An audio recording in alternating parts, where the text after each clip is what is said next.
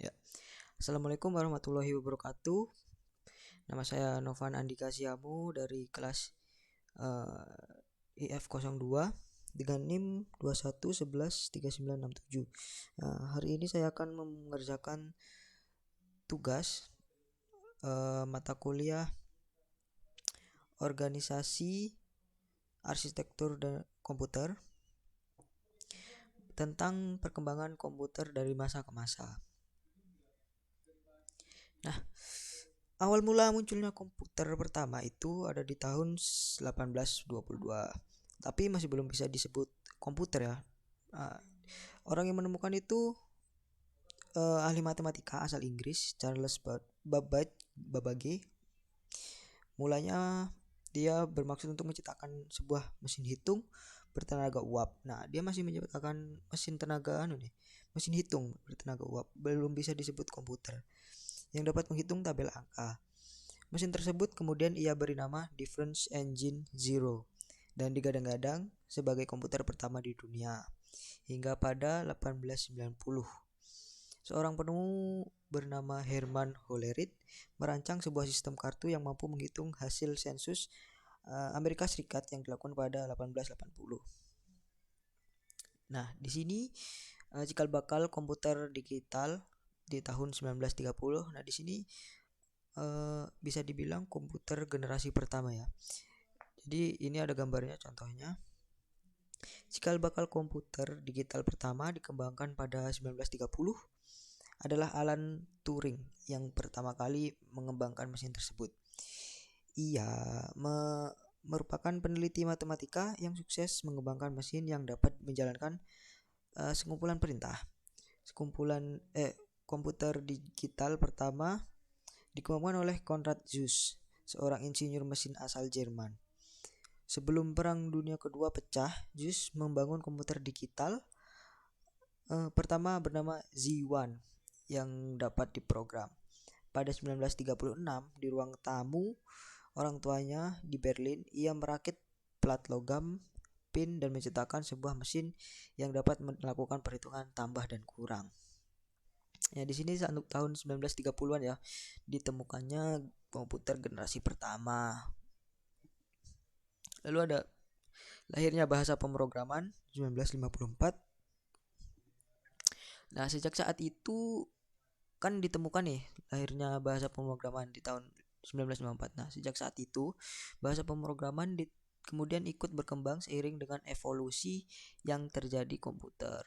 Selanjutnya terciptalah bahasa pemrograman baru bernama Fortran yang dikembangkan oleh tim pemrograman IBM yang dipimpin oleh John Backus pada tahun 1954.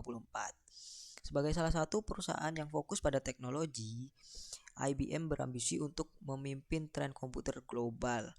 Perusahaan ini mulai menciptakan perangkat bernama IBM 615 ya, untuk mulai dipasarkan secara massal.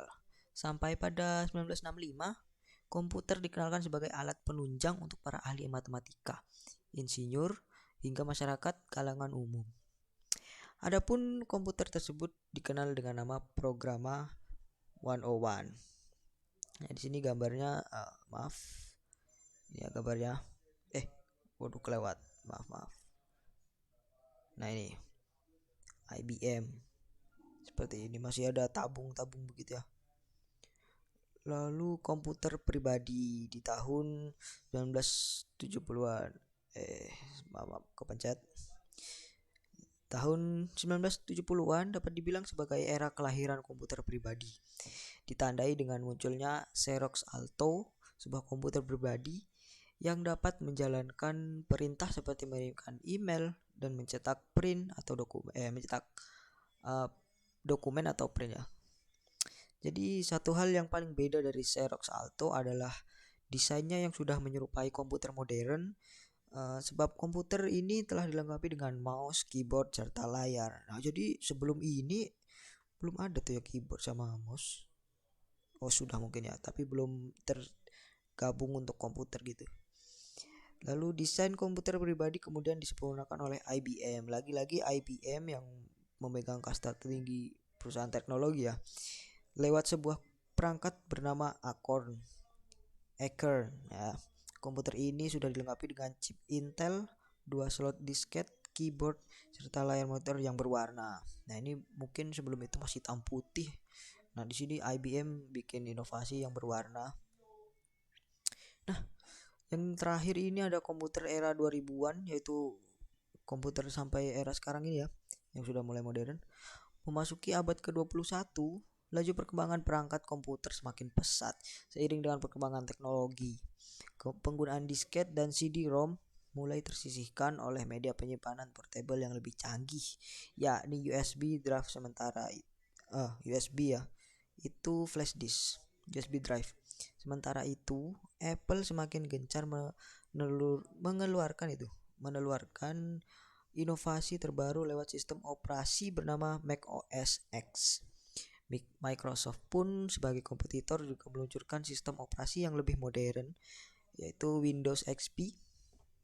Nah, komputer yang kita pakai sekarang merupakan komputer generasi keempat yang mana dibuat dengan menggunakan komponen dasar bernama microprocessor.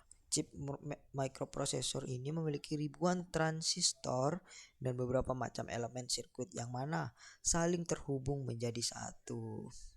Nah, sekian tugas pemaparan dari saya tentang perkembangan komputer dari masa ke masa.